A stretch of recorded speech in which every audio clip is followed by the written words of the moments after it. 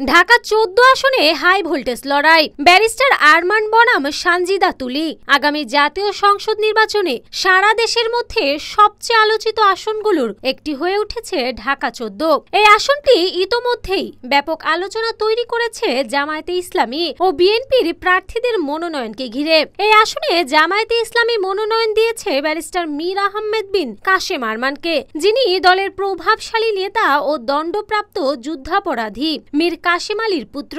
দীর্ঘদিন আয়নাঘরে গুম থাকার কারণে তরুণ এই আইনজীবীর প্রতি মানুষের মধ্যে রয়েছে ব্যাপক আগ্রহ ও সহানুভূতি। অন্যদিকে বিএনপি থেকে এই আসনে মনোনয়ন পাচ্ছেন আরেক গুম পরিবারের সদস্য সাজেদুল ইসলাম সুমনের বোন সানজিদা ইসলাম তুলি।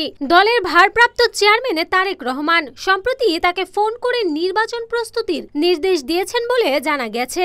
সাজেদুল ইসলাম সুমন ছিলেন ঢাকা মহানগর উত্তর বিএনপির ২৫ নম্বর ওয়ার্ডের সাধারণ সম্পাদক। ২০১৩ সালে গুম হওয়ার সময় তার ছোট মেয়ের বয়স ছিল মাত্র ২ বছর। আজও মেয়েটি বিশ্বাস করে তার বাবা মালিবাগের অন্য বাসায় আছেন, একদিন ঠিক ফিরে আসবেন। ছেলেকে হারিয়ে মানসিক ভারসাম্য হারিয়েছেন সুমনের মা। গুম হওয়া ভাইয়ের স্মৃতি ও একই ভাগ্য বরণ করা শত শত পরিবারের কান্না থেকেই সানজিদা ইসলাম তুলি প্রতিষ্ঠা করেন মানবাধিকার সংগঠন মায়ের ডাক। সংগঠনটি গত ১২ বছর ধরে দেশ বিদেশে গুম বিরোধী আন্দোলন, সংবাদ সম্মেলন, মানববন্ধন ও আন্তর্জাতিক সংলাপের আয়োজন করে আসছে।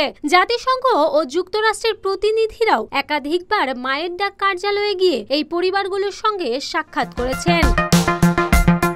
এখন সেই সানজিদা ইসলাম তুলি হচ্ছেন ধানের শীষের প্রার্থী ঢাকা ১৪ আসনে। তার শুভাকাঙ্ক্ষীদের মতে আর্থিক দিক থেকে তিনি হয়তো অন্যান্য প্রার্থীদের থেকে কিছুটা পিছিয়ে, কিন্তু আন্দোলন ও মানবাধিকারের সংগ্রামে তিনি অনেক এগিয়ে। অন্যদিকে ব্যারিস্টার মীর আহমেদ বিন কাশেম আরমান ইতোমধ্যেই এলাকায় তৃণমূল পর্যায়ে নির্বাচনী প্রস্তুতি শুরু করেছেন। তিনি মানারাত ইন্টারন্যাশনাল স্কুল থেকে ও লেভেল ও এ লেভেল সম্পূর্ণ করে লন্ডন বিশ্ববিদ্যালয় থেকে এলএলবি এবং ২০০৭ সালে যুক্তরাজ্যের লিঙ্কনস থেকে বার অ্যাট ল ডিগ্রি অর্জন করেন। আয়নাঘরে গুম ও নির্যাতনের শিকার হিসেবে তার নামও আন্তর্জাতিক মহলে আলোচিত।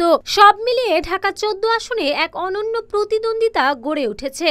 এক পক্ষে আয়নাঘর থেকে ফেরা আইনজীবী ব্যারিস্টার আরমান, অন্য পক্ষে গুম পরিবারদের কণ্ঠস্বর সানজিদা ইসলাম তুলি। এখন দেখার বিষয় গণমানুষ ও আন্তর্জাতিক মহলের আগ্রহের কেন্দ্রবিন্দু হয়ে ওঠা এই আসনে ভোটাররা কাকে তাদের প্রতিনিধি হিসেবে বেছে নেন।